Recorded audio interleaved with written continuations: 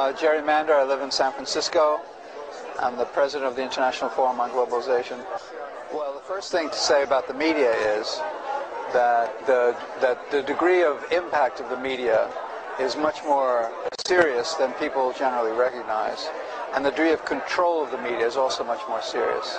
And I'll give your viewers one important statistic, which is that 7 corporations control all of global media. I beg your pardon. 7 corporations control 70% of global media.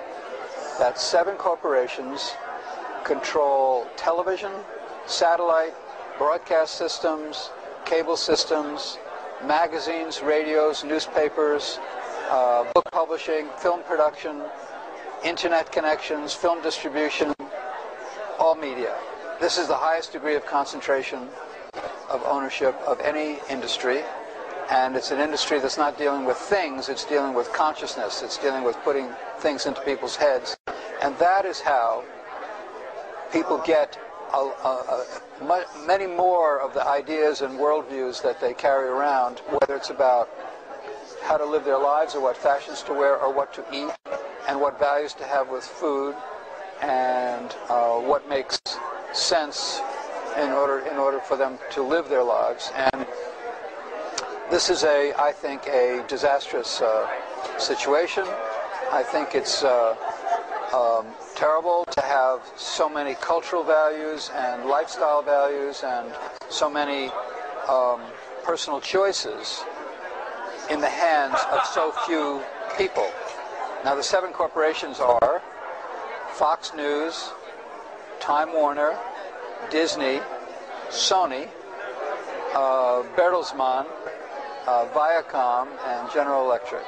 And those are those 7 corporations, all of them know each other, are all controlling everything, or a gigantic percentage of what people receive and learn about, and it's a very serious problem.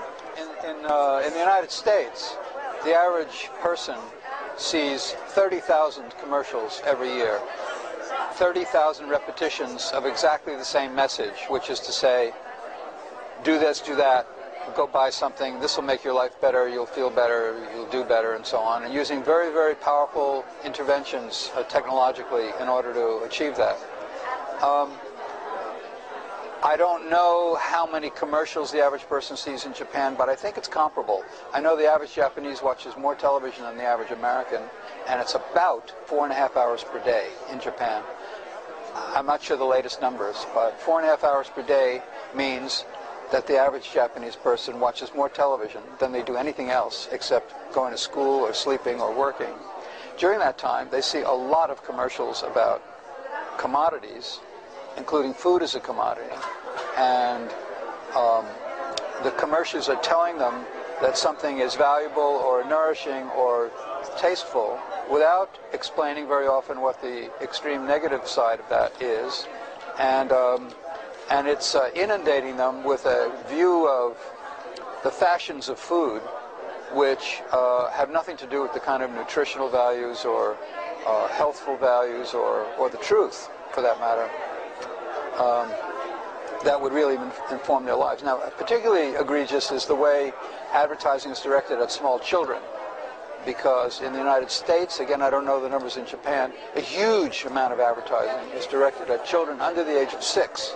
Telling them to tell their parents to buy them sugary foods that are not good for them. And there's no way of stopping that, and it's an extremely serious problem. So why are these corporations, they're trying to sell these food if it's not nutritious? Well, because they're operating on a hierarchy of values that has nothing to do with values that we think are good values. They're operating on profit and growth as their primary values, and if they don't grow in profit, then they're not viable as corporations. So they're totally not interested in what true value is about. They're only interested in it's only self-interest. So